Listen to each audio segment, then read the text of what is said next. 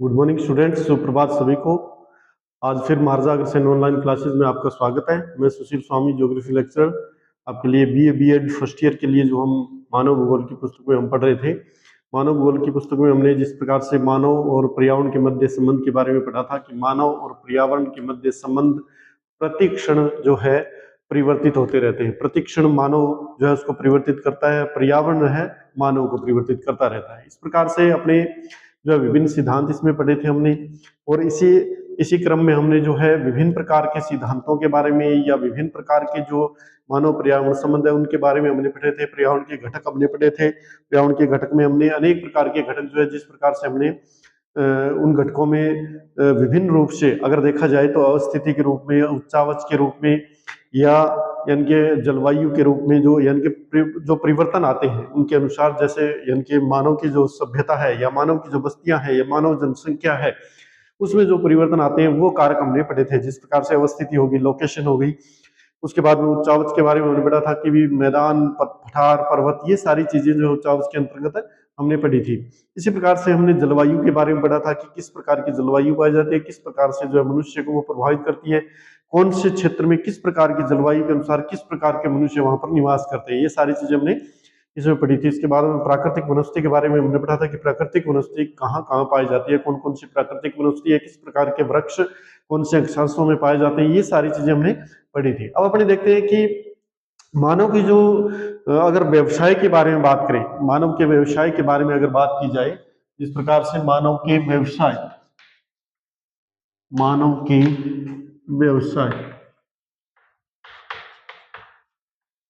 या मानव की प्रारंभिक आर्थिक गतिविधियां कह सकते हैं उन्हें, मानव की प्रारंभिक आर्थिक गतिविधियां,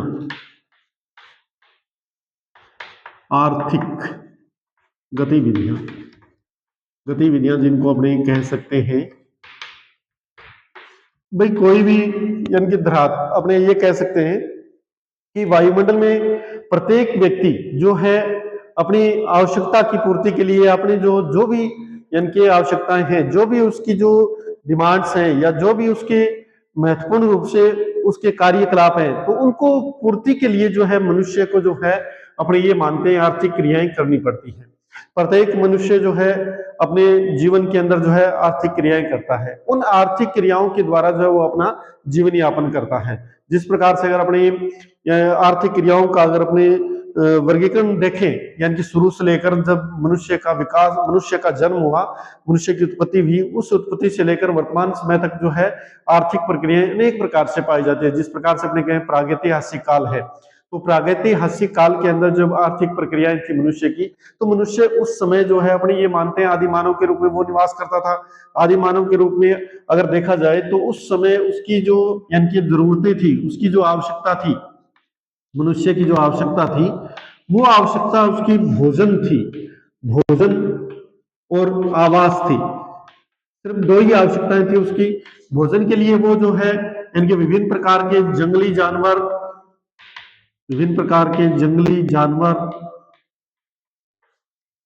कंदमूल फल इत्यादि पर निर्भर था। यानी कि ये चीजें उसको यानी कि कच्चे तौर पर उसको ये वो जो है अपने ये मानते हैं वो खाता था इनको कच्चे तौर पर। दूसरा, आवास के लिए वो जो गुफाएं बनाकर रहता था, गुफाएं या कंदराओं में वो निवास करता था। ये दो ही चीजें उसके लिए आवश्यक थी। और उसके लिए वो आर्थिक क्रियाएं वो कौन सी करता था? आर्थिक क्रियाएं जिस प्रकार से अपने ये कह सकते हैं कि शिकार करना, शिकार करके जो है वो भोजन प्राप्त करता था। इसके बाद विभिन्न प्रकार की आर्थिक क्रियाएं शुरू हुई। जैसे जैसे मानव का विकास होता गया वैसे वैसे प्रागैतिहासिक काल में जो है विभिन्न यानी कि जिस प्रकार से पाषाण काल शुरू हुआ, पाषाण काल में जो है विभिन्न पत्थर के औजार बनाए गए, पत्थर के औजारों द्वारा जो है शिकार करने लगा। या अपने ये मानते हैं कि उसके बाद में धीरे धीरे जो है उसने यानी कि उस कच्चे मांस को जो है धीरे धीरे पकाकर खाना स्टार्ट कर दिया। तो इस प्रकार से उसमें जो है यानी कि प्रागैतिहासिक काल में धीरे धीरे वो जो है अपने ये मान सकते हैं कि उसने जो है प्रगति करना प्रारंभ कर दिया। और इस प्रकार से प्रागैतिहासिक काल में यानी कि अपने ये कह सकते हैं कि मनुष्य जो इस काल में जंगली जानवरों का शिकार करता था और कंदमूल फल उसके लिए महत्वपूर्ण थे। दूसरा, यानी कि रहने के लिए आवास उसको चाहिए था। तो इस प्रकार से इन चीजों के लिए वो जो है अपने ये कह सकते हैं आदिम तरीके का कार्य करता था। और इस क्रिया में वो जो है अपने ये कह सकते हैं कि विभिन्न पौधों को, पत्तियों को खाकर जो है अपना जीवन यापन करता था, या विभिन्न यानी कि जंगली जानवरों के मांस को खाकर अपना जीवन यापन करता था। ये उसकी आर्थिक क्रियाएं सिर्फ यानी कि अपने तक सीमित थी। उसके बाद में अगर अपने प्राचीन काल की बात करें तो प्राचीन काल में वो जो है मनुष्य का मानसिक ज्ञान और अधिक बढ़ गया, या आपने ये कह सकते हैं कि ये माना जा सकता है कि लगभग आज से अपने अगर बात करें तो 4000 वर्ष पूर्व जो है ब्रॉन्ज युग, जिसे अपने कह सकते हैं कांस्य युग प्रारंभ हुआ था। तो कांस्य युग में उसने जो है कांस्य के जो बर्तन है, या आपने ये कह सकते हैं विभिन्न प्रकार से उसने जो है विभिन्न प्रकार के औजार जो है वो इस यानी कि युग के अंदर उसने बनाए थे। इसी प्रकार से विभिन्न नगरों का विकास भी अस्तित्व में आया उस समय, विभिन्न यानी कि अनेक ऐसे क्रांतिकारी परिवर्तन हुए, और वो जो है अपने ये कह सकते हैं कि विभिन्न सभ्यताओं में निवास करने लगा, या आपने कह सकते हैं विभिन्न सभ्यताओं के अनुसार वो निवास करने लगा, या आपने कह सकते हैं कि विभिन्न आर्थिक क्रियाएं वो जो है इन चीजों के द्वारा जो है आर्थिक क्रियाएं वो करने लगा। इस प्रकार से यानी कि प्राचीन काल के पश्चात जब अपने देखें तो प्राचीन काल के पश्चात जो है मध्य काल आया। मध्य काल में लगभग यानी कि 600 ईस्वी से 1500 ईस्वी तक का जो काल था वो मध्य काल था। मध्य काल में उसने यानी कि विभिन्न प्रकार के औजारों का निर्माण किया, या अपने ये कह सकते हैं विभिन्न प्रकार से उसने जो है जो कृषि कार्य प्रारंभ कर दिया, या कृषि कार्य किस प्रकार से स्थानांतरित कृषि शुरुआत में उसने प्रारंभ की, जैसे जैसे जंगलों को काटा और काट कर वहां पर जो है यानी कृषि कार्य प्रारंभ किया, या उसने अपने ये मान सकते हैं कि खाद्यान्नों का उत्पादन प्रारंभ कर दिया, और उन खाद्यान्नों का उपयोग जो है भोजन के रूप में वो करने लगा। तो इस प्रकार से अपने ये कह सकते हैं कि भी जो लोग थे वो उस समय जो आदि मानव की स्थिति थी उस समय अपने ये मान सकते हैं मध्यकाल में व्यवसायों का भी विकास तीव्र गति से हुआ था। अपने ये कह सकते हैं कि इस प्रकार से इन यानी कि कृषिगत फसलों का विकास हुआ, विभिन्न प्रकार की कृषिगत फसलें बोई गई, या उनका जो उत्पादन किया जाने लगा, उनको एक स्थान से दूसरे स्थान पर ले जाकर बेचा जाने लगा। तो इस प्रकार की क्रियाएं जो है मध्यकाल के अंदर शुरू हुई। इसी के बाद हम देखते हैं कि भी जो आधुनिक काल आया, आधुनिक काल, अब आधुनिक काल में सभी चीजें जो है वर्तमान समय की जो इनके पद्धति है वो वर्तमान समय की पद्धति का अपने ये कह सकते हैं कि प्रारंभ हो गया, या अपने ये कह सकते हैं कि 15वीं शताब्दी से प्रारंभ होकर वर्तमान समय की जो समयावधि है उसे अपने आधुनिक काल के रूप में देखते हैं। और इस आधुनिक काल में विभिन्न परिवर्तन हुए, विभिन्न तकनीकी शिक्षा में या विभिन्न चिकित्सा में, वो सारे परिवर्तन जो है आज जो मनुष्य है उस मनुष्य के अनुसार जो है आज के परिवर्तन हम देखते हैं। तो इस प्रकार से अनेक जो है परिवर्तन उसमें आए। तो औद्योगिक क्रांतियां हुई, या आपने ये कह सकते हैं कि कृषि क्रांति भी हुई। तो अनेक ऐसे इस प्रकार के प्रबंध जो हुए थे उनके कारण जो है परिवर्तन उत्पन्न हुए, और ये सारे परिवर्तन जो होते हैं वो यानी कि एक विशेष सामाजिकरण के रूप में परिवर्तन हुए थे, समाजीकरण के रूप में ये परिवर्तन हुए थे। तो इस प्रकार से हम कह सकते हैं कि भी मनुष्य की उत्पत्ति से लेकर वर्तमान समय तक का जो काल था उस काल में अनेक परिवर्तन हुए, अनेक विकास हुए, अनेक जो है यानी कि अपने कह सकते हैं औद्योगिक क्षेत्रों की स्थापना हुई, या अनेक जो है अपने कह सकते हैं कृषि क्षेत्रों की स्थापना हुई। तो इस प्रकार के परिवर्तन के द्वारा जो है मनुष्य यानी कि विभिन्न आर्थिक क्रियाओं का उसने समझा, या विभिन्न आर्थिक क्रियाएं उसने की। अब अगर अपने मानव व्यवसायों का वर्गीकरण अगर अपने देखें तो मानव व्यवसाय का जो वर्गीकरण अधिकतर अगर देखा जाए, मानव व्यवसाय वर्गीकरण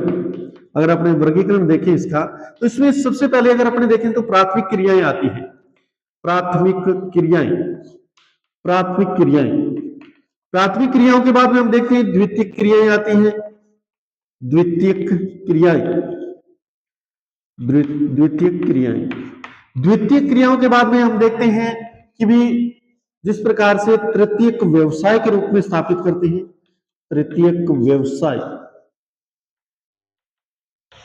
उसके बाद में चतुर्थक व्यवसाय आता है। अगर आर्थिक क्रियाओं में बात करें तो उसके बाद में जो है चतुर्थक व्यवसाय आता है। उसके बाद में पंचम या पांचवा व्यवसाय अपने कह सकते हैं। तो इस प्रकार से अपने जो है मनुष्य के व्यवसाय को इस प्रकार से वर्गीकृत हम कर सकते हैं। जिस प्रकार से अपने कहे प्राथमिक क्रियाएं हैं, तो प्राथमिक क्रियाओं का जिक्र हम करें यहाँ पर, तो प्राथमिक क्रियाएं वे क्रियाएं होती हैं जो मनुष्य की यानी कि प्रथम क्रियाएं अपने मान सकते हैं। जिस प्रकार से आखेट करना, कृषि करना, मछली पकड़ना, या अपने ये कह सकते हैं कि भी विभिन्न प्रकार से जो अन्य छोटे छोटे जो आधारित उद्योगों आधारित कार्य है वो कार्य करना, या अपने कह सकते हैं पशुचारण करना, ये सारी चीजें जो होती है प्राथमिक क्रियाओं के अंतर्गत आती है। और ये सारी चीजें जो होती है अपने ये कह सकते हैं समस्त मानवीय क्रियाएं हैं जो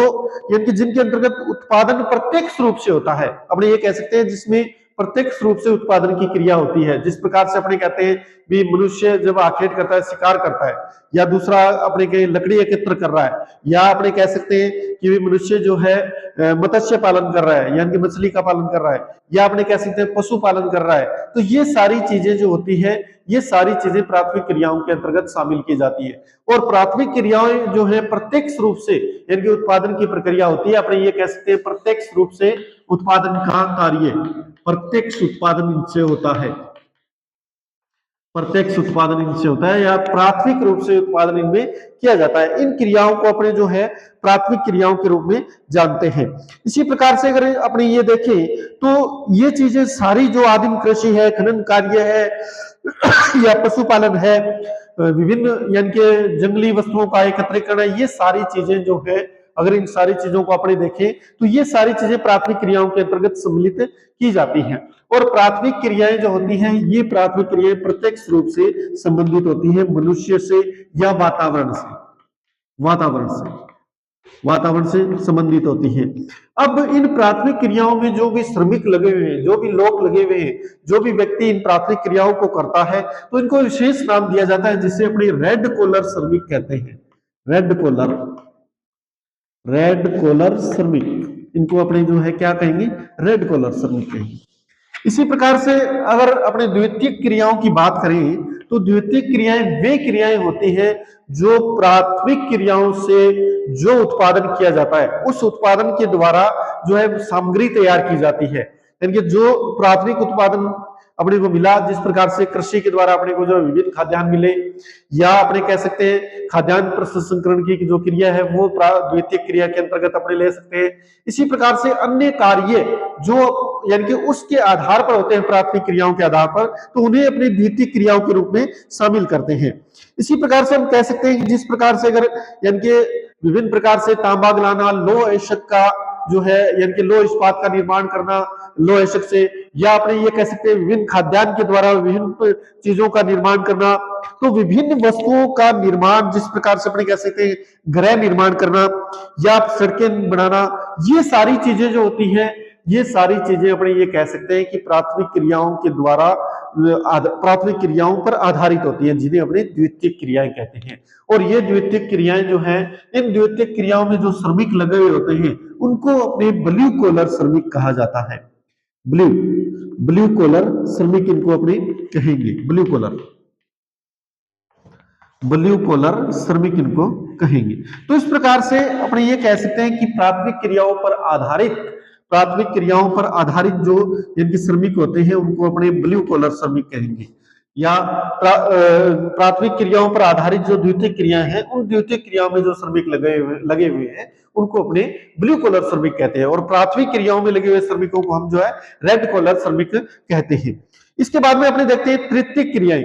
या तृतीयक व्यवसाय के रूप में अपने उसको जान सकते हैं। तृतीयक व्यवसाय के रूप में उसको जाना जा सकता है जिस प्रकार से अगर अपने कहें कि ये जो आर्थिक क्रियाएं हैं प्रत्यक्ष रूप से किसी पर निर्भर नहीं होती या प्रत्यक्ष रूप से अपने को दिखाई नहीं देती, लेकिन अप्रत्यक्ष रूप से उन्हीं पर आधारित होती है। जिस प्रकार से अपने कह सकते हैं शिक्षा है, मनोरंजन है, चिकित्सा है, ये चीजें जो होती हैं ये चीजें अपने कह सकते हैं तृतीयक व्यवसाय के रूप में इनको अपने जान सकते हैं। या परिवहन है, संचार है, वाणिज्य है, ये सारी चीजें जो है विभिन्न यानी कि अपने देख सकते हैं कि प्रशासन की क्रियाएं, ये सारी तृतीयक व्यवसाय अपने ले सकते हैं। और तृतीयक व्यवसाय में जो यानी कि श्रमिक लगे हुए हैं या तृतीयक व्यवसाय में जो लोग लगे हुए हैं उनको अपने पिंक कॉलर श्रमिक कह सकते हैं। उनको अपने क्या कह सकते हैं, पिंक कॉलर श्रमिक,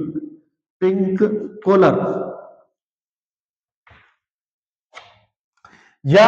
अपने ये कह सकते हैं ये जो चीजें हैं जिस प्रकार से परिवहन है, संचार है,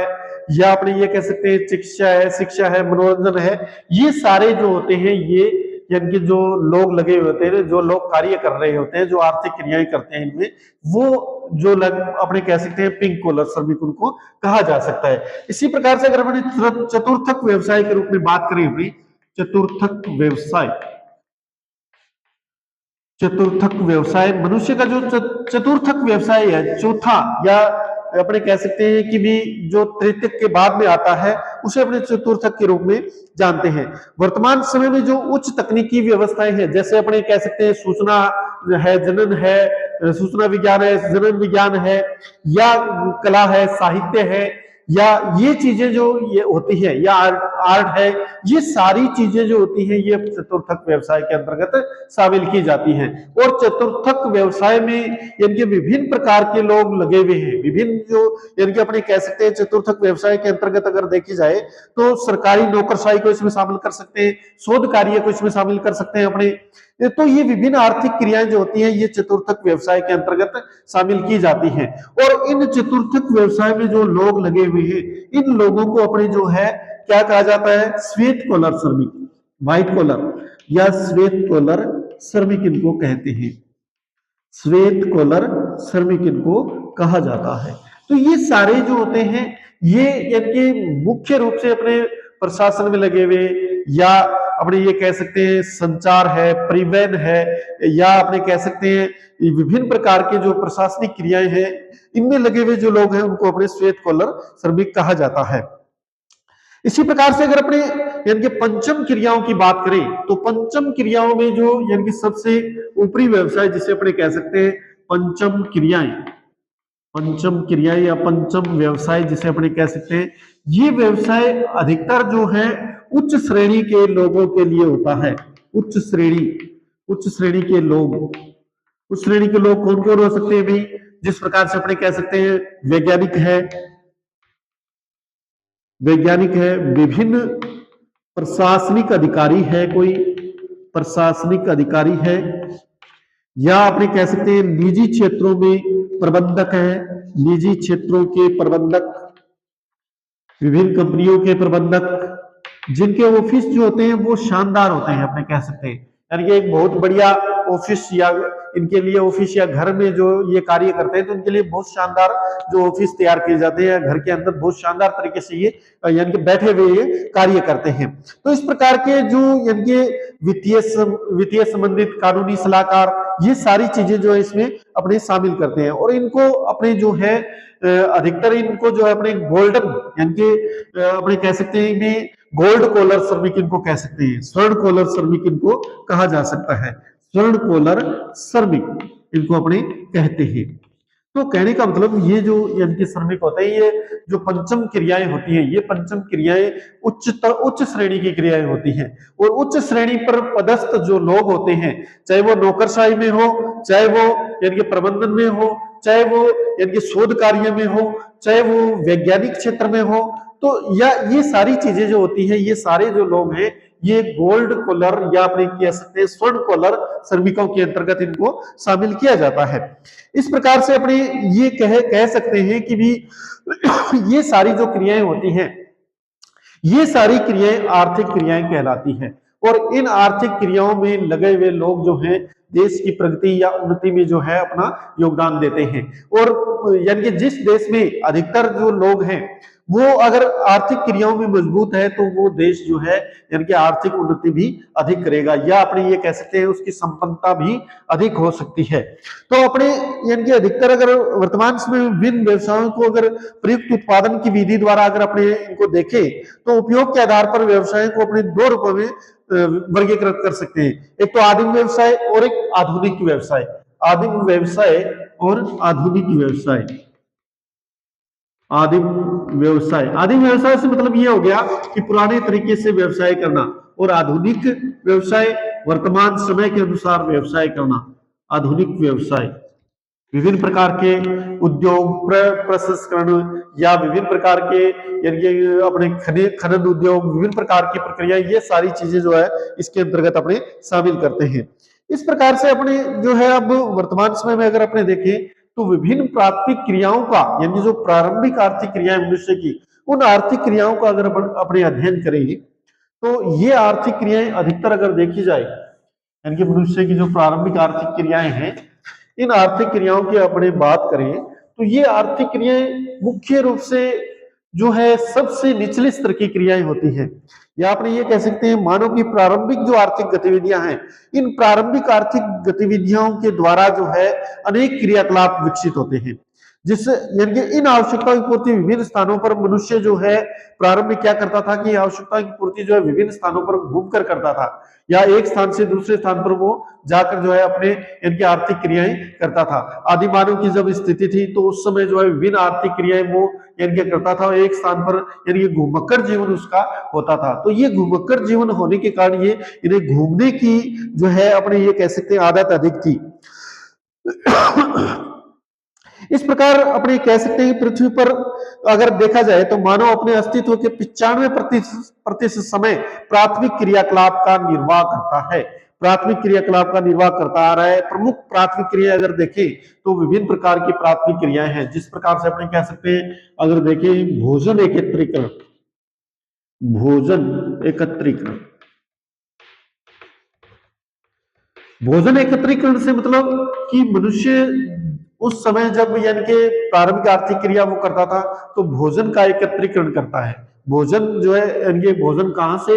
या वनों से या जंगलों से, वनों से या जंगल से जो है वो भोजन एकत्रीकरण करता है। उसमें क्या क्या चीजें होती है, जिस प्रकार से अपने कह सकते हैं कच्चा मांस भी हो सकता है उसमें, कच्चा मांस या कंदमूल फल,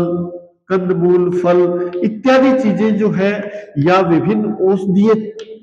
औषधीय अपने कह सकते हैं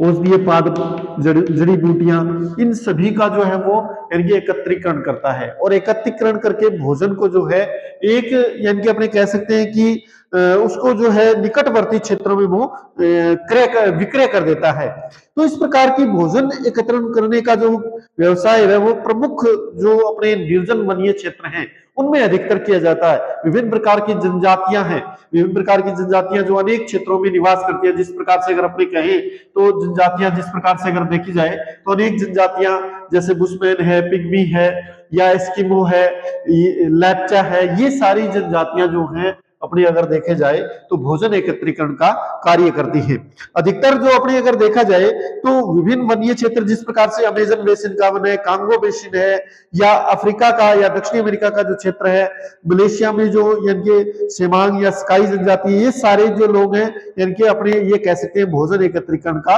कार्य करते हैं। इस प्रकार से ये जंगली जानवरों का शिकार करते हैं, उन शिकार से जो यानी कि उनको भोजन प्राप्त होता है या जो भी सामग्री प्राप्त होती है उस सामग्री को जो है ये अनेक स्थानों पर या अनेक क्षेत्रों में जो है वो एक दूसरे से आदान प्रदान करते हैं या उनको जो है विक्रय करते हैं, जिसके द्वारा आर्थिक क्रियाएं ये करते हैं। इसके बाद में अगर अपने देखें तो आखेट करना या शिकार करना,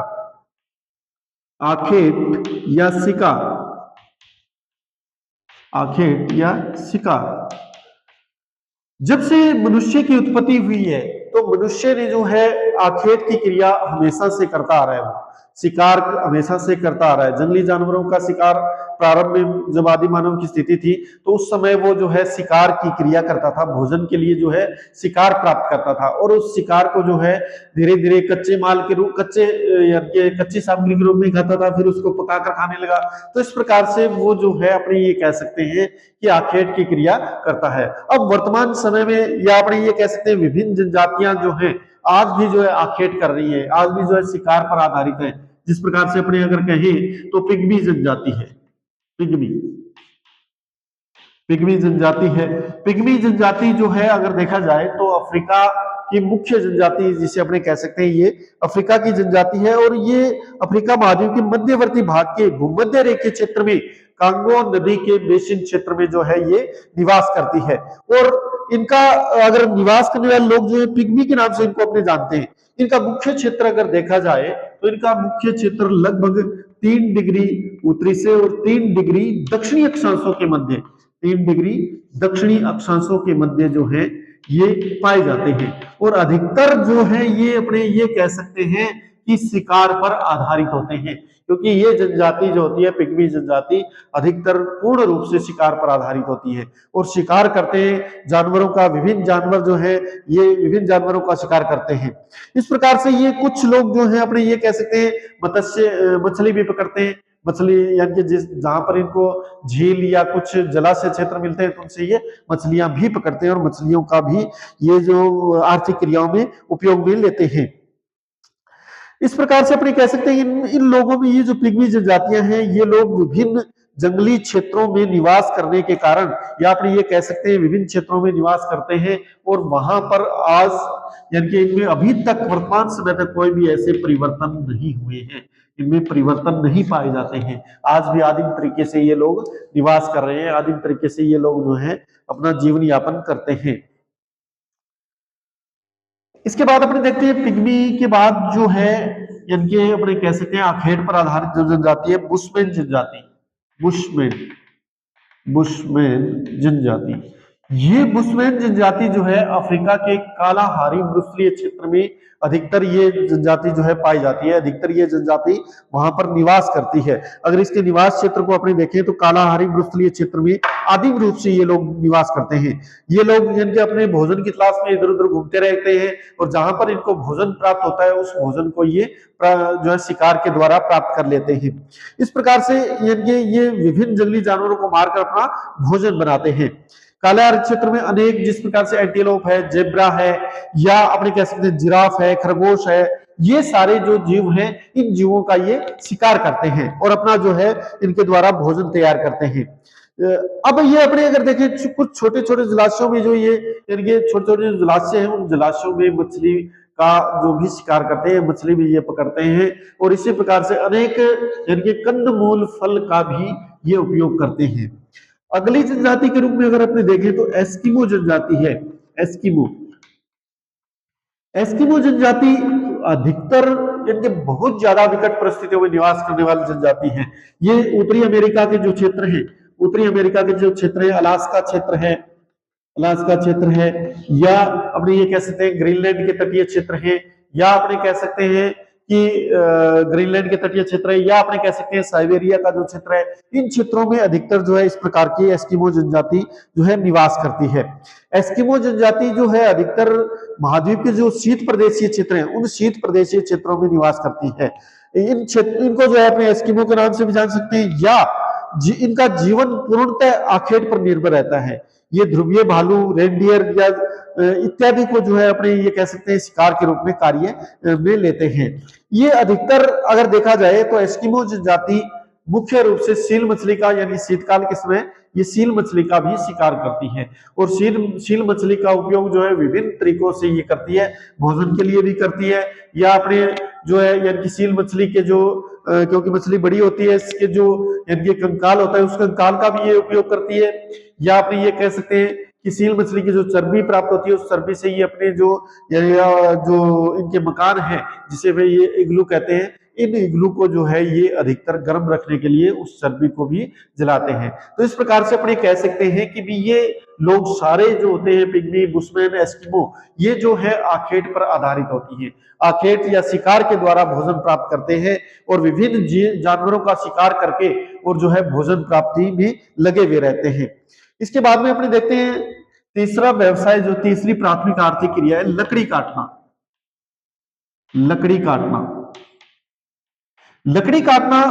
यानी कि प्राचीन समय से अपने ये मान सकते हैं कि व्यवसाय बना हुआ है। यानी मनुष्य का प्राचीन समय से लकड़ी काटना व्यवसाय, लकड़ी अधिकतर अगर उष्णकटिबंधीय और शीतोष्णकटिबंधीय क्षेत्रों में अपने जहां पर पेड़ पौधे प्रचुर मात्रा में पाए जाते हैं वहां पर लकड़ी काटना एक व्यवसाय के रूप में है और लकड़ियां जो है अधिकतर काटकर उन लकड़ियों को निकटवर्ती बाजारों में बेचा जाता है और उनसे आर्थिक क्रियाएं संपन्न की जाती है। तो अपने ये मान सकते हैं उनके द्वारा जो है आर्थिक क्रियाएं उनसे जो है आर्थिक लाभ ये प्राप्त करते हैं और अधिकतर उष्णकटिबंधीय या शीतोष्णकटिबंधीय क्षेत्रों में इस प्रकार के जहां वन पाए जाते हैं वहां पर ये लोग उनका उपयोग में लेते हैं। इसी प्रकार से ये जो है इनके जो व्यवसाय होते हैं इनके उन लकड़ी को काटना, चीरना या लट्ठे बनाना, ये सारी प्रक्रियाएं ये लोग जो है मिलजुल कर ये कार्य करते हैं। इस प्रकार से अपने कह सकते हैं कि अधिकतर भूमध्य रेखीय जो वनीय क्षेत्र है वहां पर कठोर लकड़ियां भी पाई जाती है। उन कठोर लकड़ियों का उपयोग विभिन्न प्रकार के गृह निर्माण उद्योग में या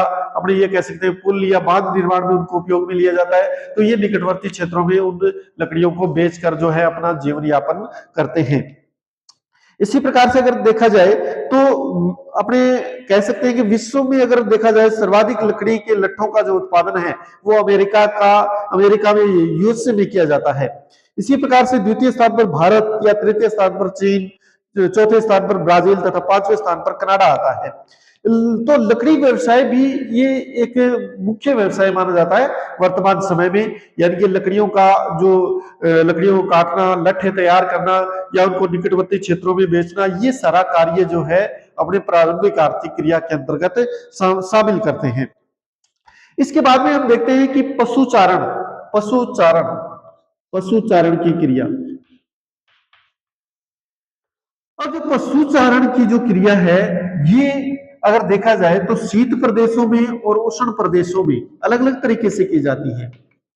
शीत प्रदेशों में और उष्ण प्रदेशों में अलग अलग तरीके से ये किए जाते हैं। अब अगर शीत प्रदेशों या उष्ण प्रदेशों की अपने बात करें, जिस प्रकार से उष्ण प्रदेशों में जो पशुचारण किया जाता है, तो उष्ण प्रदेशों में अपने ये कह सकते हैं कि जो पशुचारण किया जाता है या पशुपालन किया जाता है, उसमें मैदानी क्षेत्रों में जो घास क्षेत्र है उन घास क्षेत्रों में जो अपने ये कह सकते हैं कि पशुचारण किया जाता है। तो इस प्रकार का पशुचारण होता है, अपने ये कह सकते हैं कि भी विभिन्न पशुओं को एक स्थान से दूसरे स्थान पर चराना या उनको जो है एक स्थान से दूसरे स्थान पर ले जाकर जो है अपने ये कह सकते हैं कि उनको